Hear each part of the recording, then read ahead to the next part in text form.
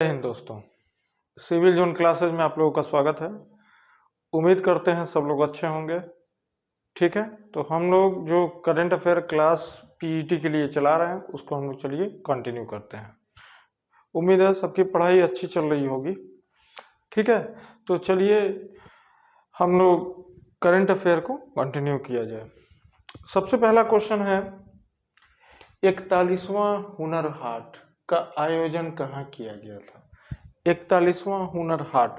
भारत सरकार हस्तशिल्प को बढ़ावा देने की कोशिश कर रही है। जो हाथ से निर्मित जो वस्तुएं होती हैं उसको हस्तशिल्प कहा जाता है। हुनर हाट उसी आयोजन से संबंधित होता है। हुनर हाट का आयोजन इस वर्ष किया गया था आगरा में। आगरा आपको पता है उत्तर प्रदेश का ही एक जिला है, तो आगरा में 41वां हुनर हाट का आयोजन किया गया था। भारत का प्रथम, अगला क्वेश्चन है, भारत का प्रथम पशु स्वास्थ्य मेला, भारत का प्रथम पशु स्वास्थ्य मेला का आयोजन कहाँ किया गया था? तो भारत का प्रथम पशु स्वास्थ्य मेला का आयोजन नई दिल्ली में किया गया था। ठीक है, अगला क्वेश्चन है, सेमीकॉन इंडिया सम्मेलन। भारत सरकार सेमीकंडक्टर के निर्माण पे जोर दे रही है कि सेमीकंडक्टर का निर्माण भारत में हो, तो इसीलिए सेमीकॉन इंडिया सम्मेलन का आयोजन किया गया था बेंगलोर में। कहाँ किया गया था? बेंगलोर में। ठीक है, फिर अगला क्वेश्चन है कि 108वां भारतीय विज्ञान कांग्रेस, 108वां भारतीय विज्ञान कांग्रेस का आयोजन पुणे में किया गया था, पुणे महाराष्ट्र में। ठीक है, 108वां भारतीय विज्ञान कांग्रेस का आयोजन कहाँ किया गया था? पुणे महाराष्ट्र में। अगला क्वेश्चन है कि आयुर्वेद पर्व का आयोजन कहाँ किया गया था? तो आयुर्वेद पर्व का आयोजन किया गया था भुवनेश्वर में। भुवनेश्वर उड़ीसा में है। ठीक है, उड़ीसा की राजधानी है भुवनेश्वर, और आयुर्वेद पर्व का आयोजन वहीं किया गया था। फिर अगला क्वेश्चन है, I2U2 एक सम्मेलन हुआ है। ठीक है, इस सम्मेलन में आई जो है वो इंडिया और इजराइल के लिए है। ठीक है, और यू जो है अमेरिका और यूएई के लिए है।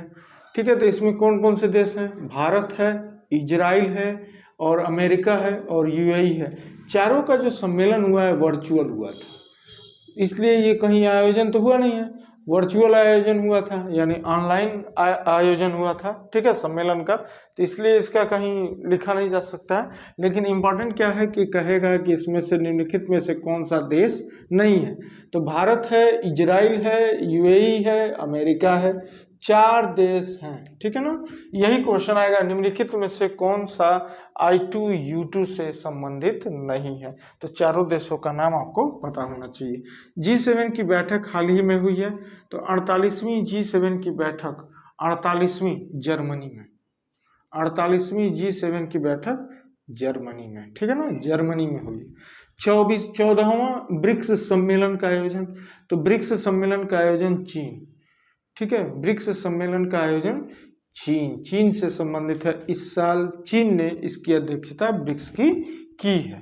ठीक, SCO आपको पता है, SCO की भी बैठक हुई थी, प्रधानमंत्री जी बैठक में गए भी थे और उज्बेकिस्तान में बैठक हुई थी। लेकिन SCO का एक विंग है रैट्स, ये आतंकवाद निरोधक मतलब एक समिति है।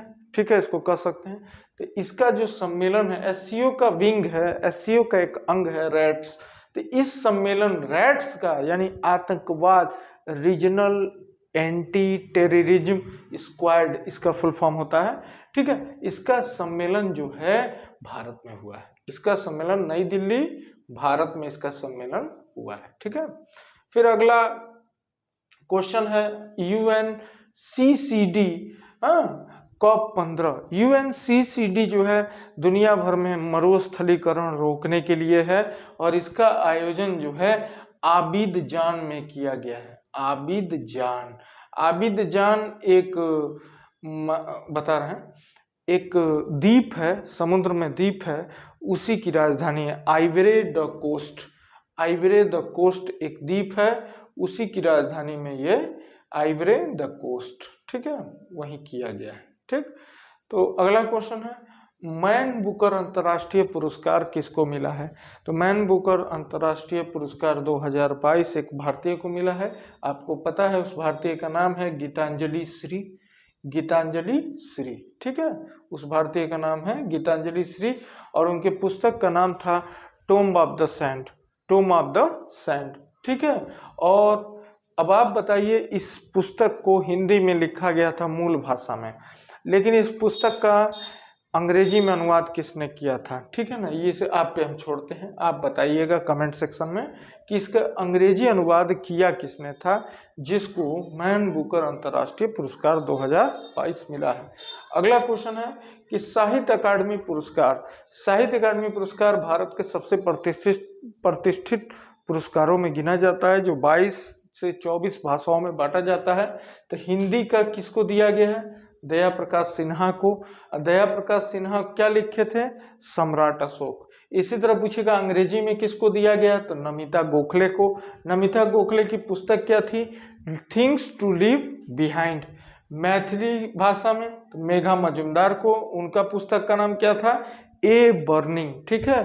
अब जाते हैं भारत का सर्वोच्च साहित्य पुरस्कार ज्ञानपीठ पुरस्कार, 56वां 57वां, दोनों आपको पता होना चाहिए। भारत का सबसे बड़ा पुरस्कार है ज्ञानपीठ पुरस्कार साहित्य के क्षेत्र में, जो सबसे पहले जी शंकर कुरूप को दिया गया था, ठीक है। अब इसी तरह जी शंकर कुरूप को ज्ञानपीठ पुरस्कार मिला था, यह सभी जानते हैं। लेकिन अगर आपसे ये पूछा जाए कि पहली महिला जिसको ज्ञानपीठ पुरस्कार मिला था, तो आप बताइएगा, ठीक है। ये भी कमेंट सेक्शन में आप बताइएगा कि पहली महिला जिसको ज्ञानपीठ पुरस्कार मिला था। अगला क्वेश्चन है कि अगला मतलब जो टॉपिक है, ज्ञानपीठ पुरस्कार 56वां किसको दिया गया? नीलमणि फुकान को, ये असम के हैं। और 57वां किसको दिया गया? दामोदर मौजो को। कोंकणी भाषा, कोंकणी गोवा की एक भाषा है, उन्हीं को मिला है दामोदर मौजो, ठीक है। 57वां दामोदर मौजो को ये कोंकणी भाषा के लिए मिला है। फिर अगला क्वेश्चन है बुकर पुरस्कार 2021। बुकर पुरस्कार, देखिए एक बुकर पुरस्कार होता है, एक मैन बुकर अंतर्राष्ट्रीय पुरस्कार होता है। तो बुकर पुरस्कार मिला है डेमन गुलगुट को, दक्षिण अफ्रीका के हैं और इनका पुस्तक का नाम है द प्रॉमिस। सरस्वती सम्मान 2021 किसको मिला है? रामदरस मिश्र को। सरस्वती सम्मान 2021 किसको मिला है? रामदरस मिश्र को। और उनकी पुस्तक का नाम है मैं तो यहाँ हूँ, ठीक है। इसी तरह तीसरा, जैसे सबसे बड़ा पुरस्कार ज्ञानपीठ पुरस्कार है, उसके बाद सरस्वती सम्मान है, उसके बाद व्यास सम्मान है। तो व्यास सम्मान मिला है 2021 के लिए असगर वजाहत को, महाबली लेख के लिए, ठीक है। फिर इसी तरह जो नई नई नियुक्तियां हुई हैं तो उसको जरा देख लिया जाए। जैसे झांग मिन बने हैं एससीओ के महासचिव। अभी बताएं, एससीओ की बैठक उज्बेकिस्तान में हुई है, प्रधानमंत्री जी वहां गए थे, ठीक है। तो झांग मिन उसके महासचिव बने हैं एससीओ के। फिर डॉक्टर टेड्रोस को कौन नहीं जानता है, WHO के अध्यक्ष हैं, ठीक है। हैथम अल घिस, तो ओपेक, दुनिया में जितने भी तेल निर्यातक बड़े देश हैं उनका संगठन है ओपेक, तेल निर्यातक, ठीक है ना। वो हैथम अल घिस उसके सचिव बने हैं, हैथम अल घिस उसके अध्यक्ष बने हैं, CEO बने हैं, ठीक है। ग्रेग बार्कले आईसीसी के अध्यक्ष हैं, आईसीसी के अध्यक्ष है जो क्रिकेट से संबंधित है।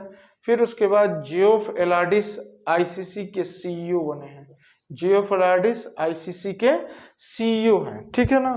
फिर इसी तरह कैथरीन रसेल पूछेगा, तो कैथरीन रसेल यूनिसेफ की अध्यक्ष, यूनिसेफ दुनिया में जितने बच्चे हैं उनके कल्याण के लिए यूनिसेफ काम करता है, तो कैथरीन रसेल उसकी अध्यक्ष बनी है।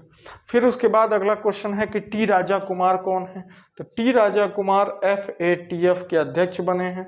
FATF दुनिया में जितनी भी मनी लॉन्ड्रिंग होती है, गलत तरीके से, अवैध तरीके से जो पैसे इकट्ठे किए जाते हैं, चाहे उनको इधर से उधर भेजा जाता है, उस पर ये नज़र रखता है और उसी के अनुसार ब्लैक लिस्ट, ग्रे लिस्ट, अलग अलग लिस्टों में वो शामिल करता है उन देशों को। तो FATF के अध्यक्ष बने हैं टी राजा कुमार, जो सिंगापुर के निवासी हैं, सिंगापुर के नागरिक हैं। एन चंद्रशेखरन कौन है? एयर इंडिया आपको पता है सरकार ने बेच दिया। सरकार ने जो एयर इंडिया बेचा है वो टाटा से बेचा है और टाटा के ही चेयरमैन हैं एन चंद्रशेखरन, वो एयर इंडिया के भी अध्यक्ष बने हैं। तो कहेगा हाल ही में एयर इंडिया के अध्यक्ष कौन बने हैं? तो एन चंद्रशेखरन। फिर उसके बाद जगदीश कुमार को यूजीसी का चेयरमैन बनाया है सरकार ने। जगदीश कुमार इसके पहले जेएनयू में वीसी थे, वाइस चांसलर थे, अब यूजीसी के चेयरमैन बन गए। यूजीसी आपको पता है भारत की सारी यूनिवर्सिटियों को ये रेगुलेट करता है, ठीक है। बीएस राजू तो थल सेना के उप प्रमुख बने हैं। थल सेना के प्रमुख सभी को पता है, तो उसी तरह पूछेगा थल सेना के उप प्रमुख किसको बनाया गया है, बीएस राजू को।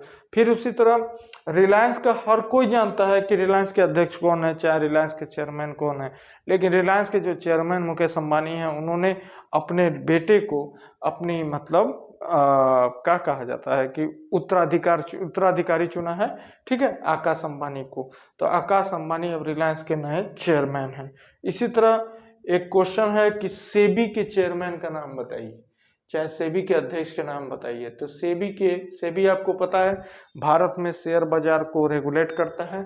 तो सेबी के अध्यक्ष, चाहे सेबी का जो अध्यक्ष जो पहली महिला बनी है, माधवीपुरी बुच, ठीक है, माधवीपुरी बुच, ठीक, माधवीपुरी बुच। तो आज का क्लास हमको बताइएगा कैसा लगा है। एक छोटा सा प्रयास है, हम ये नहीं कहते हैं कि इससे आपका हो जाएगा, लेकिन हम ये कहते हैं कि ये जरूर आपकी सहायता करेगा। तो आज का क्लास आप बताइएगा। हमको कई कमेंट्स ऐसे मिल रहे हैं जो हमारे पर्सनल नंबर पे व्हाट्सएप पे लोग कर रहे हैं कि ज़्यादा से ज़्यादा क्वेश्चन दीजिए, लेकिन हम ये सोचते हैं कि बहुत अधिक, इतना अधिक क्वेश्चन ना हो जाए कि समझ में ना आए। तो प्रयास कर रहे हैं क्वेश्चन की क्वांटिटी, नंबर ऑफ क्वेश्चन बढ़ाने के लिए। तब भी अपना सजेशन हमको कमेंट में करके बताइएगा कि आपको कैसा लगा है और क्या चाहते हैं। जैसे कई लोग ये चाह रहे हैं कि ग्राफ बढ़ा दें, ठीक है, तो अगर ऐसा चाहते हैं आप तो हमको कमेंट करके बताइएगा। कोई भी कमी, कोई भी दिक्कत लगेगी तो हमको कमेंट करके आप सभी बताएंगे। तब तक के लिए जय हिंद, जय भारत।